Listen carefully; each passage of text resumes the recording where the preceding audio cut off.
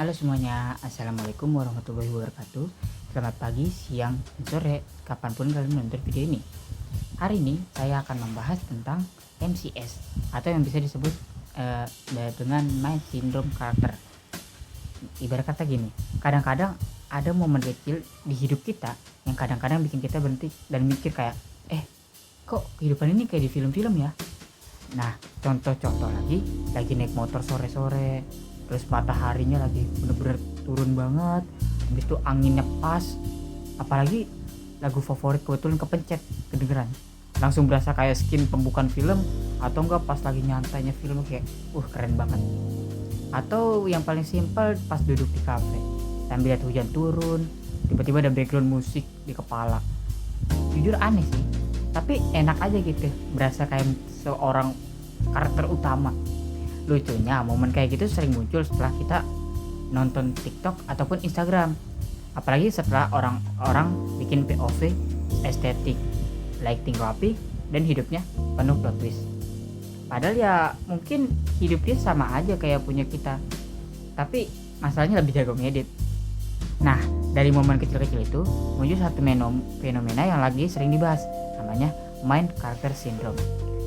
Fenomena ketika seseorang merasa dirinya adalah tokoh utama dalam cerita hidupnya, dan semua orang lain itu cuman figuran yang lewat aja. MCS ini munculnya ada penyebabnya loh. Sebenarnya MCS ini gak muncul tiba-tiba. Ada beberapa hal yang bikin kita terseret ke sana. Pertama, media sosial. Algoritma sekarang tuh banyak yang ngumporin kita buat jadi versi yang paling keren dari diri kita sendiri. Semua orang berlomba-lomba buat nampilin momen paling estetik, paling rapih, paling dramatis, yang lama-lama bikin kita jadi mikir, aduh, kayaknya aku juga harus kelihatan keren nih. Aku kan main karakter juga di sini. Lalu yang kedua, lingkungan yang serba kompetitif. Kadang tanpa kita sadari juga kita harus ngerasa menunjukkan kepada dunia bahwa kita ini menarik. Karena kalau kita biasa aja kayaknya bakal nggak dianggap di dunia ini.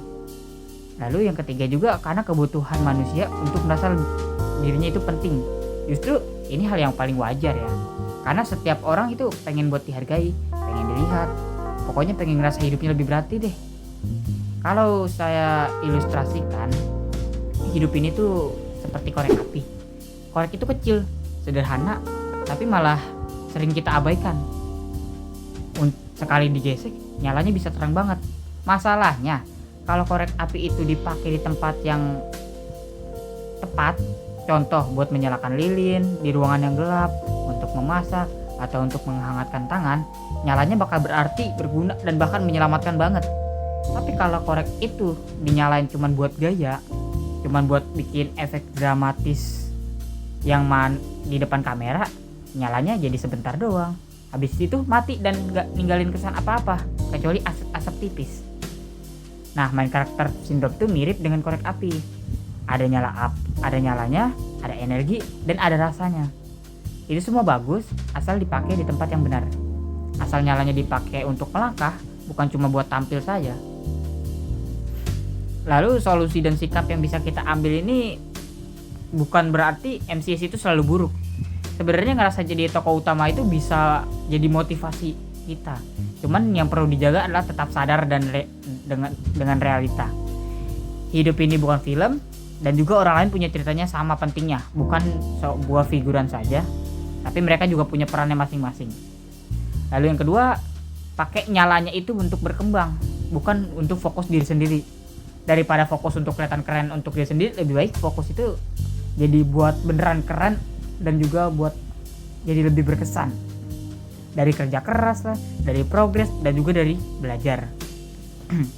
Lalu yang ketiga adalah hargai peran orang lain dalam kehidupan. Tokoh utama itu gak akan jadi apa-apa tanpa karakter pendukung yang hebat.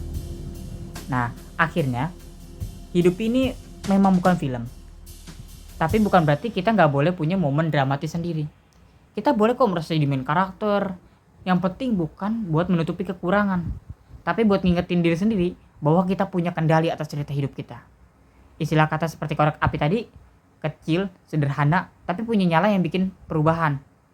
Pertanyaannya tinggal satu, mau kita pakai nyala itu buat sekedar efek estetik atau benar-benar buat menerangi jalan kita ke depannya. Maka dari itu pesan dari saya, buatlah hidup ini lebih bermakna. Jangan nyala untuk diri sendiri, tapi buat itu lebih berkesan. Dan bikin nyalanya itu lebih berefek kepada semua orang. Dan semuanya bisa merasakan. Sekian dari saya. Assalamualaikum warahmatullahi wabarakatuh.